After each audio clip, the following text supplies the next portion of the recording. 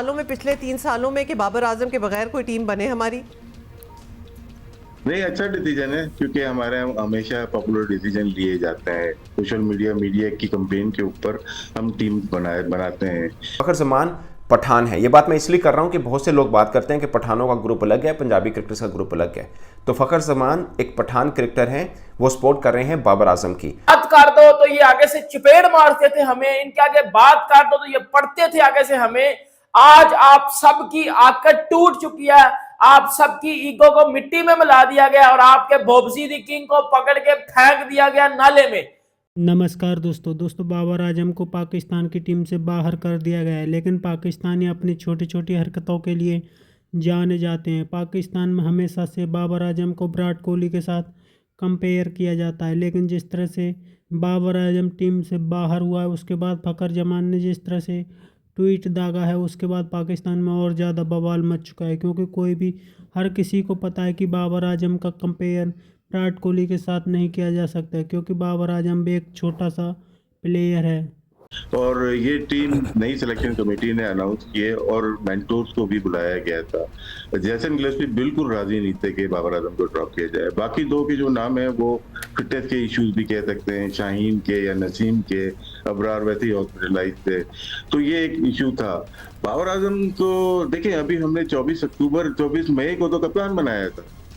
24 मई को जिसको कप्तान बनाया आपने व्हाइट बॉल का, उसको कैसे ड्रॉप कर सकते हैं?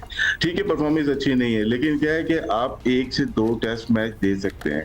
मुझे लगता है कि जरा जल्दी में फैसला कर दें, क्योंकि प्लेयर से फॉर्म में आते हैं। कभी हमने जावेद मियादाद को देखा, यूनुस खान, मोहम्मद यूसुफ, इंजमाम उल हक, मिसबाह उल हक, प्लेटफॉर्म आती है और लंबे अरसे के लिए आती है, लेकिन उसमें क्या होता है कि वापस भी वो आ जाता है, खेल के ही आएगा ना। मैं पिछले शो में भी ये कहा था कि 2 मैचेस इनको और दिए जाएं, उसके बाद डिसाइड कर लें। नहीं, मुसलसल खिला भी तो रहे हैं ना। अच्छा राशिद भाई, अब ये जो फ़खर ने ट्वीट भी की कि भाई ये मनफी पैगाम जाएगा बाकियों को। एक तो अगर किसी को बिठाया जाएगा और कंसिस्टेंटली कोई 18 इनिंग्स में 50 भी नहीं बना सकेगा, तो और कोई होता तो क्या उसको 19वीं इनिंग का मौका मिलता? मतलब और शायद कोई और होता तो इससे पहले बाहर हो जाता। ये उन्होंने विराट कोहली को कंपेयर किया है। हमारा बाबर और विराट कोहली का केस एक जैसा है, आपको लगता है कंपैरिजन हो सकता है? नहीं, इसमें हमारे कप्तान ने जब रन किए, जब ड्रॉप हुआ है ना, इससे पहले तो ड्रॉप नहीं हुआ था। 16 इनिंग में शान मसीद के भी तकरीबन इतने मोरल 336 रन अगर किए हैं, बाबर आजम ने जो 400 रन से किए, बड़ा फर्क नहीं था। हमें फर्क डिस्पैरिटी यहाँ नजर आ रही है। जब कप्तान ने परफॉर्म कर दिया, उसके बाद हटाया गया ना। अगर वो नहीं करते, क्योंकि वो तो खेले जा रहे थे, बाबर से क्या 6 टेस्ट मैच हार गए हम लोग, या किससे हारे मैच तो सबने परफॉर्म खराब किया है। बैटिंग तो किसी ने भी नहीं की। अब्दुल्ला शफी के 142 रन की सेंचुरी को मिला के देखो ना, टोटल 41 रन थे 10 इनिंग्स में अंदर। तो ये हर कोई बड़े प्लेयर को टारगेट करता है और टारगेट किया गया है। मुझे लगता है टारगेट किया गया है। फ़खर की ट्वीट उनका अपना जाती मसला है, एक डिसअपॉइंटमेंट होती है, उनका कुलीग होता है, और फिर एक मैसेज गलत गया है अक्रॉस द कंट्री, पूरे वर्ल्ड में गलत गया है कि पाकिस्तान में हो क्या रहा है। 25 मार्च को आप सिलेक्शन कमेटी लेके आते हैं 7 मेंबर्स की, उसमें से वो रिजाइन कर जाते हैं। फिर वहाब रियाज को सीनियर मैनेजर बना देते हैं 9 अप्रैल को अजहर महमूद को आप लेके आते हैं। उसके बाद अब Pakistan cricket board appoint Gillespie है, गैरी कर्स्टन, इतनी ज्यादा चेंजेस आपकी हो रही है। 11 तारीख को मैच हारते हैं, 11 तारीख को हम सिलेक्शन कमेटी चेंज कर देते हैं, 13 को बाबर ड्रॉप हो जाते हैं। तो हर 4 दिन के बाद एक ब्रेकिंग न्यूज आ रही है। तो इस तरह से बोर्ड नहीं चला जाता है, ना प्लेयर चले जाते हैं।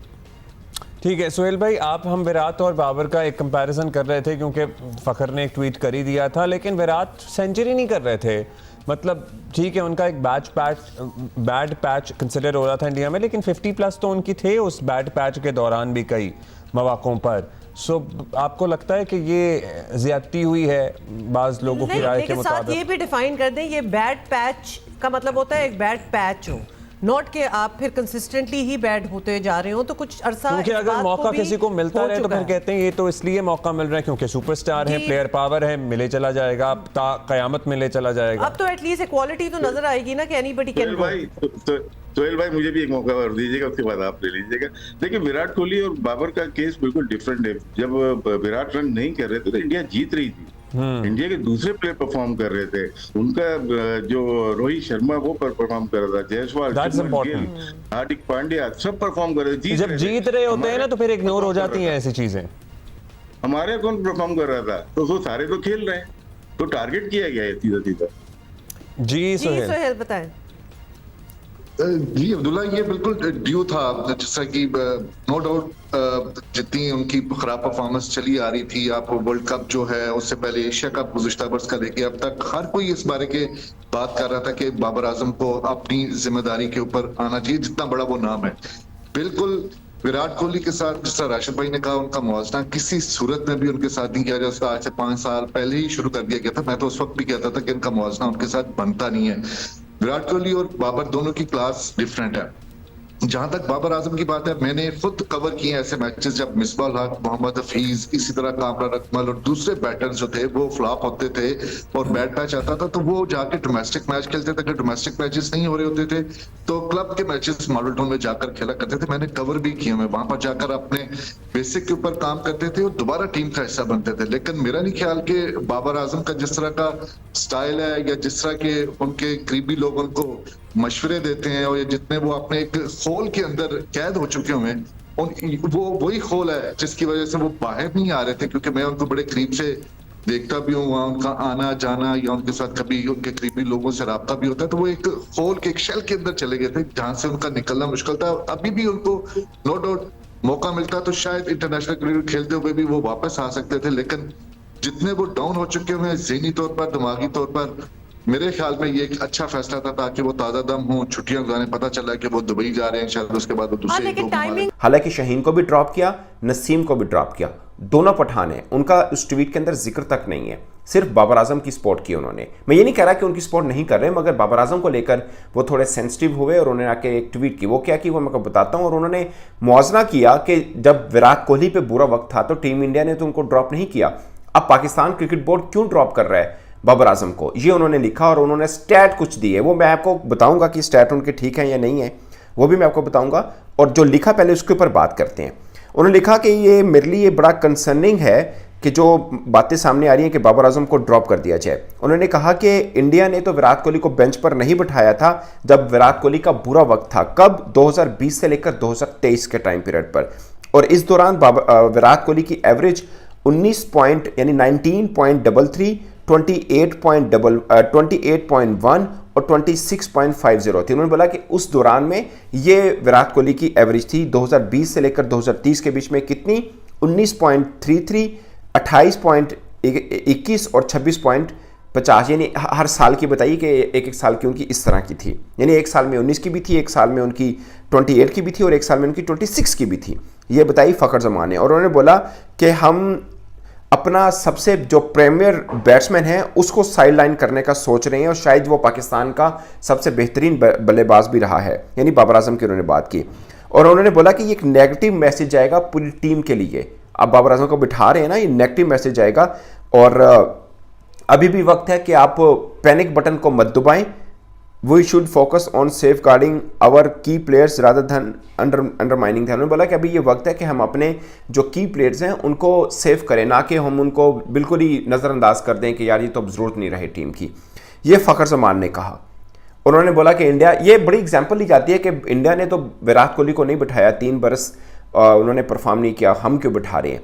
अच्छा, उन्होंने टाइम पीरियड बताया 2020 से लेकर 2023 तक, 23 तक, और उनकी एवरेज भी बताई। मैंने उनका टेस्ट, मैंने आई डोंट नो ये जो उन्होंने एवरेज बताई है ये उन्होंने T20 वनडे टेस्ट तीनों फॉर्मेट की बताई है, ये सिर्फ टेस्ट की बताई है। क्योंकि मैंने टेस्ट का रिकॉर्ड निकाला विराट कोहली का इस बीच में, मैं आपको छोटा सा एक बताता हूं जो विराट कोहली का उन्होंने इस टाइम पीरियड में गुजारा, ये आपको जानना बहुत जरूरी है। विराट कोहली ने 2020 में 3 टेस्ट मैच खेले, 2020 में 150 की।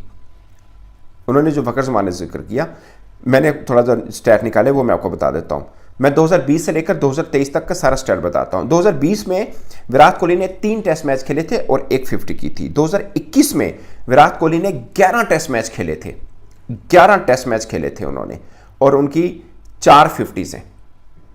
मगर तो दोस्तों पीसीबी ने बाबर आजम को काफ़ी ज़्यादा मौके दिए थे, लेकिन बाबर आजम हर एक मैच में पूरी तरीक़ा से फ्लॉप साबित होता चला गया, जिस कारण पीसीबी ने बाबर आजम को टीम से बाहर फेंक दिया है। पाकिस्तान में बड़ी तादाद में लोग बाबर आजम के सपोर्ट में भी आए हैं, लेकिन पाकिस्तान के कुछ लोगों का मानना है कि पीसीबी ने ये फैसला बिल्कुल सही किया है, क्योंकि बाबर आजम को एक न एक दिन टीम से बाहर होना ही था। 17-18 इनिंग होने के बावजूद भी बाबर आजम ने अभी तक सिंगल 50 नहीं लगाई थी, जिस कारण लोग काफ़ी ज़्यादा नाराज़, तो वो लगातार बाबर आजम को टीम से बाहर करने की मांग कर रहे थे और पीसीबी ने उनकी बात भी मान ली और बाबर आजम को पाकिस्तान की टीम से बाहर कर दिया गया, जिस कारण पाकिस्तान इस वक्त काफ़ी ज़्यादा खुश है। लेकिन कुछ पाकिस्तानी इस बात से काफ़ी ज़्यादा नाराज़ हैं कि बाबर आजम को टीम से बाहर क्यों किया गया, क्योंकि बाबर आजम लगातार रन नहीं कर पा रहा था और पाकिस्तान की टीम लगातार मैच हार रही थी, जिस कारण बाबर आजम को पाकिस्तान की टीम से बाहर किया गया। लेकिन पाकिस्तान में कुछ छोटी मानसिकता के लोग भी रहते हैं जो बाबर आजम को हमेशा से विराट कोहली के साथ कंपेयर करते थे, लेकिन अब उनको भी पता चल चुका है कि विराट कोहली और बाबर आजम में काफ़ी ज़्यादा फ़र्क है। आपकी क्या राय कमेंट में ज़रूर शेयर करें। यदि आप चाहें अपने चैनल को सब्सक्राइब करें, वीडियो पसंद आए तो लाइक करें, कमेंट करें और शेयर करें। जय हिंद, वंदे मातरम।